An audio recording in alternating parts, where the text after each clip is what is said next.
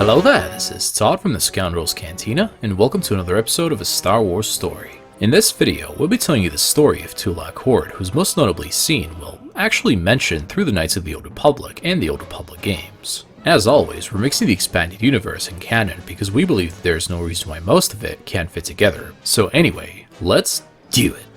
Tulak Hord was a Force-sensitive male, most likely born around 6,000 years before the Battle of Yavin, and was a student of the dark side of the Force and a pupil of the old Sith Empire. Tulak would rise through the ranks as he mastered the art of lightsaber combat and manipulation of the Force. During his early years, he fought honorably against a Deshad named Cam Val, who would eventually become his faithful ally. Tulak Hord, alongside Cam Val, assembled a massive army of followers and started a campaign against rebellious planets to the old Sith Empire such as Sion and Chabosh, which they completely crushed. It was said that Tulak Hord single-handedly broke the sieges laid by the Jedi, as well as that 1,000 Jedi Knights perished in these battles. One time, he also pulled a huge ship from the atmosphere and crashed it onto a planet.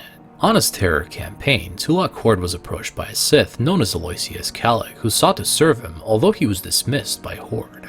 Kallik refused to accept dismissal, so he challenged Tulak's best general and defeated him in one-on-one combat. After this, Tulak accepted him into his ranks, and Kallik would lead his troops to many victories. During the wars that Tulak Hord waged, he would earn the titles Lord of Hate, Master of the Gathering Darkness, and of course, the Dark Lord of the Sith. Through countless battles, he employed his knowledge of the Sith magic, with which he drained the strength from his opponents, thus feeding on it, as well as slew all who dared to challenge him. While Kallik's military skills gained Hord enormous success, he was also intimidated by him, fearing that he could become a very dangerous rival, so Hord would have him assassinated. Tulak Hord would continue his mastery in the arts of Sith sorcery, gaining more knowledge of the dark side and crafting his personal holocron. He would scatter a lot of his teachings across the galaxy in hidden locations to ensure that only the most worthy could obtain his knowledge, as it was rumored that he knew the secret to eternal life.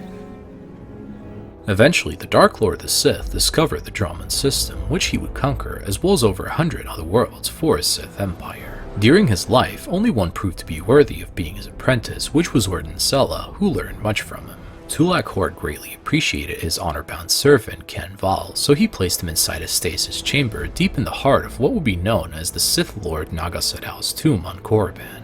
Eventually, Tulak Hord would meet his demise at the hands of his apprentice, whose own Deshad servant would consume the Sith Lord's Force energy, such as Cam Val did countless times to his enemies. His servants would construct a massive tomb in the Valley of the Dark Lords on the planet Korriban.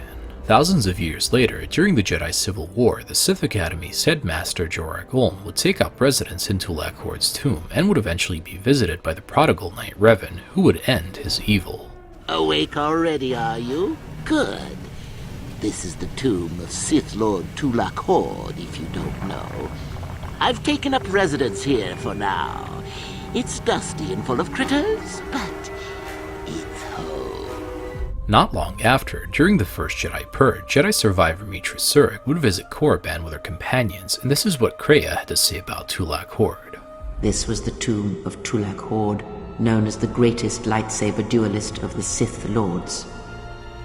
His skill was considered remarkable even in his time, when many true lightsaber masters lived. If you were to face an ancient Sith Lord in combat, you would learn that we are as children playing with toys compared to the prowess of the old masters. But supposedly, he created a holocron to teach his technique to other Sith. The holocron would have been laid to rest in his tomb.